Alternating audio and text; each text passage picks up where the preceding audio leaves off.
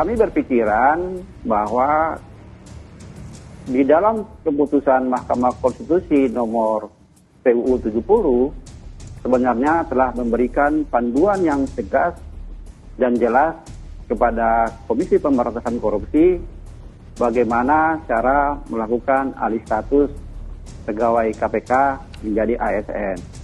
Jadi kami berpikiran di dalam keputusan itu telah diberikan panduan, telah disebutkan di sana bahwa dalam proses alih status ini tidak boleh merugikan pegawai KPK dan sebenarnya ini yang kami tuntut di dalam gugatan itu bahwa proses ini tidak boleh merugikan. Nah, kami berpikir panduan itu telah diberikan dalam keputusan MK nomor 70 itu dan menurut kami harusnya tidak perlu misalnya menganalisis lebih lanjut, tinggal melaksanakan saja. Karena MK dalam keputusan itu telah menggunakan bahasa yang sederhana, jelas, terang, sehingga KPK harusnya tidak mengalami kesulitan untuk menindaklanjutinya. Bahwa sampai dengan saat ini kami tetap mempermasalahkan terkait dengan TWK ini. Kalau kita coba kembali ke belakang ya, kenapa kami melakukan gugatan ke MK?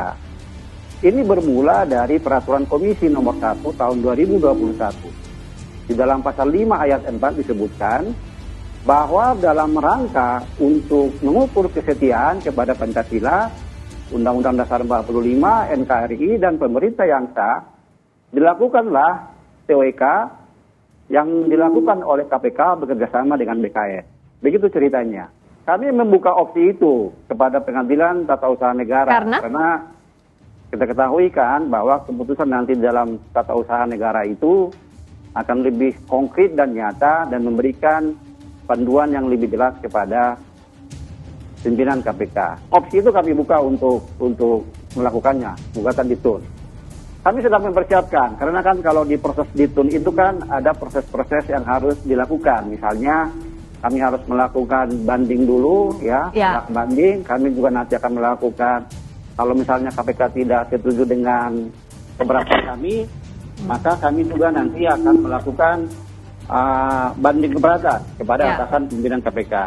Nah, proses-proses itu juga kami lakukan sampai dengan saat ini, sehingga nanti tiba saatnya, kalau kami merasa bahwa langkah-langkah yang dilakukan oleh pimpinan KPK masih merugikan kami, tentu kami akan menindaklanjutinya dengan gugatan di Tata Usaha Negara. Kalau kita berbicara di MK, maka kita akan menguji undang-undang terhadap undang-undang dasar.